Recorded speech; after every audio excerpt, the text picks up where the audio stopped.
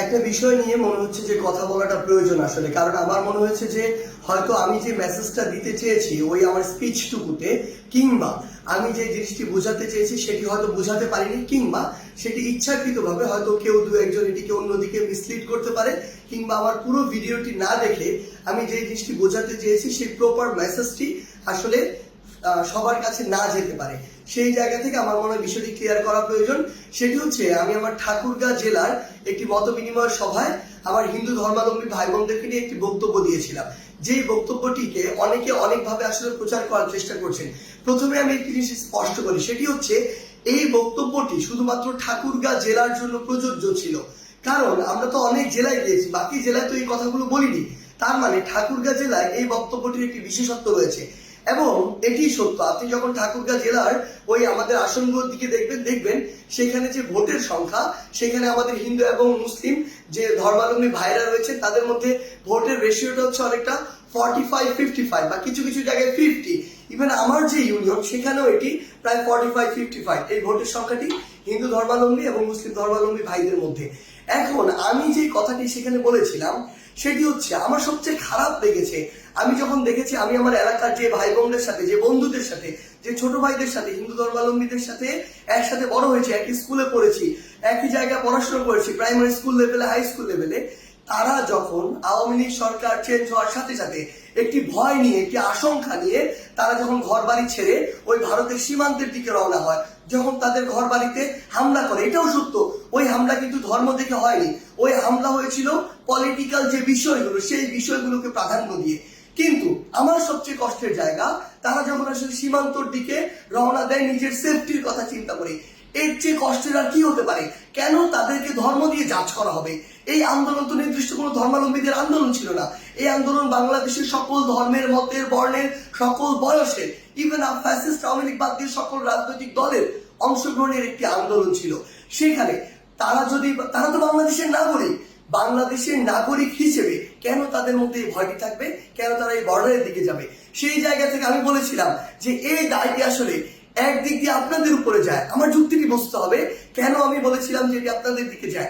কারণটি হচ্ছে, আমাদের ওই নির্দিষ্ট এরিয়ার জন্য, আমি পুরো বাংলাদেশের কথা জানি না, আমার ওই নির্দিষ্ট এরিয়া ঠাকুরগাঁ কিংবা আমার যে ইউনিয়ন বা উপজেলা, ওই নির্দিষ্ট এরিয়ার একটি মেসেজ, এটি সবাই স্বীকার করবে, এটি মনে করা হয় অলমোস্ট 80-90% কেসে এটি এমন, এটা সবার মধ্যে একটা চিন্তা সেট হয়ে গিয়েছে যে কেউ যদি হিন্দু ধর্মাবলম্বী হয় তার ভোটটা নৌকাতে যাবে। আমি আমার জায়গা থেকে যেটি বোঝাতে চেয়েছিলাম আমার ওই কথার মাধ্যমে, সেটি হচ্ছে এই যে একটি চিন্তা সেট হয়ে গিয়েছে কিংবা এটি যে একটি বহিঃপ্রকাশ ঘটে, এটা আমার হিন্দু ধর্মাবলম্বী ভাইদেরকে বরং তার যতটুকু অধিকার, যতটুকু তার বুঝে পাওয়া উচিত ছিল ততটুকু পাওয়া থেকে বঞ্চিত করে।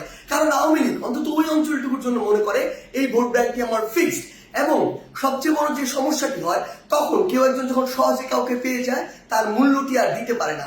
সেম জায়গায় আপনারাই, আমাদের যারা হিন্দু ধর্মাবলম্বী ভাই বোনরা রয়েছে, আপনারা চিন্তা করুন তো, এই বাংলাদেশে বিগত 16 বছর কত বড় বড় ঘটনা হয়েছে বিভিন্ন উপাসনালয় থেকে শুরু করে হিন্দু ধর্মাবলম্বী ভাই বোনদের উপরে। কোনটির বিচারের সর্বশেষ এবং যৌক্তিক একটি বিচার এই বাংলাদেশে আওয়ামী লীগের আপনারা দেখতে পেয়েছেন? আওয়ামী লীগের আমলে আপনারা দেখতে পান নাই। বড় বড় যদি হাতে গোনা 5টা ঘটনা আপনি একত্রিত করেন, কোনটার আপনারা এই পর্যন্ত যৌক্তিক বিচারটি পান নাই।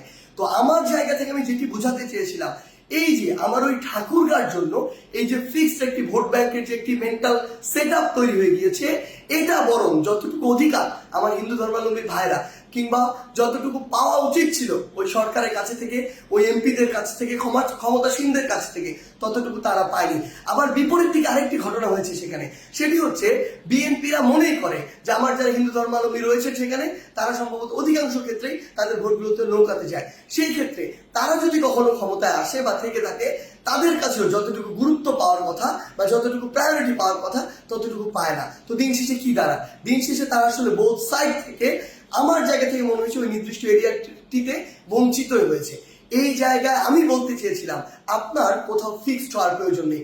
যে আপনার কথা বলবে, আপনার কথা শুনবে, আপনার যেটুকু অধিকার সেটুকু বুঝে দিবে এবং আপনার প্রয়োজনে আপনার পাশে দাঁড়াবে, আপনি তাকে ভোট দিবেন। কোনো দল দেখার প্রয়োজন নাই, মার্কা দেখার প্রয়োজন নাই, ভোট দিবেন যে আপনার জন্য কাজ করবে তাকে। এবং আরেকটি যে স্পষ্ট করি, একদম 5 অগস্টের সেই ছাত্র জনতার অভ্যুত্থানের দিনে সন্ধ্যায় যখন আমার ইউনিয়ন থেকে আমার একজন বন্ধু ফোন দিয়ে বলে, হিন্দু ধর্মাবলম্বী একজন বন্ধু, কারণ আমার ইউনিয়নে 45-55 হচ্ছে এই রেশিওটা হিন্দু ধর্মাবলম্বী এবং মুসলিম ধর্মাবলম্বীদের মধ্যে। তো আমার বন্ধু যখন একজন ফোন দিয়ে বলে যে তারা আশঙ্কা করছে যে তাদের পুরো একটা ব্যবসায়িক প্রতিষ্ঠানে কিংবা বাসায় আটক হতে পারে, অ্যাটাক হতে পারে, সেই জায়গা থেকে সাথে সাথে 5ই অগস্টের প্রথম আমার হিন্দু ধর্মাবলম্বী ভাইদেরকে যেন প্রোটেক্ট করা হয় সেই বিষয়ের ভিডিও যার থেকে গিয়েছিল তার নাম সার্জিস। এবং এরপরও আমার বিভিন্ন জায়গায় হিন্দু ধর্মাবলম্বী ভাই বোনদের বন্ধুদের সাথে যখন আমরা মিটিং করেছিলাম কিংবা বিভিন্ন আমরা ঢাকেশ্বরী মন্দির থেকে শুরু করে বিভিন্ন জায়গায় আমাদের প্রতিনিধি দল গিয়েছিলাম, আমরা আমাদের জায়গা থেকে সর্বোচ্চ যে বিষয়টি নিশ্চিত করার চেষ্টা করেছিলাম সেটি হচ্ছে যে তাদের যতটুকু অধিকার পাওয়ার কথা এবং তাদের সাথে যেন কোনো অন্যায় না হয়, যতটুকু অধিকার পাওয়ার কথা ততটুকু যেন তারা পায়। হয়তো আমি আমার জায়গা থেকে সেদিন আমার মেসেজটি ঠিক মতো বোঝাতে পারিনি, যদি আমার সীমাবদ্ধতার কারণে আমি বোঝাতে না পারি সেই জন্য অবশ্যই আমি আমার জায়গা থেকে দুঃখ প্রকাশ করছি, এটি করতে আমার বিন্দুমাত্র সমস্যা নেই। কিন্তু আমার যে উদ্দেশ্যটি ছিল সেটি ছিল অবশ্যই আপনাদের যে অধিকার সেই অধিকারের পক্ষে। এবং আরেকটি জিনিস স্পষ্ট করে বলে দিতে চাই, বাংলাদেশের নাগরিক হিসেবে যতদিন আপনি আপনার এই অধিকারটুকু বুঝে না পাবেন ততদিন আপনাদের পক্ষে আমাদের সবার যে লড়াই, বৈষম্য বিরোধী ছাত্র আন্দোলনের যে লড়াই, সেটি চলবে। ধন্যবাদ।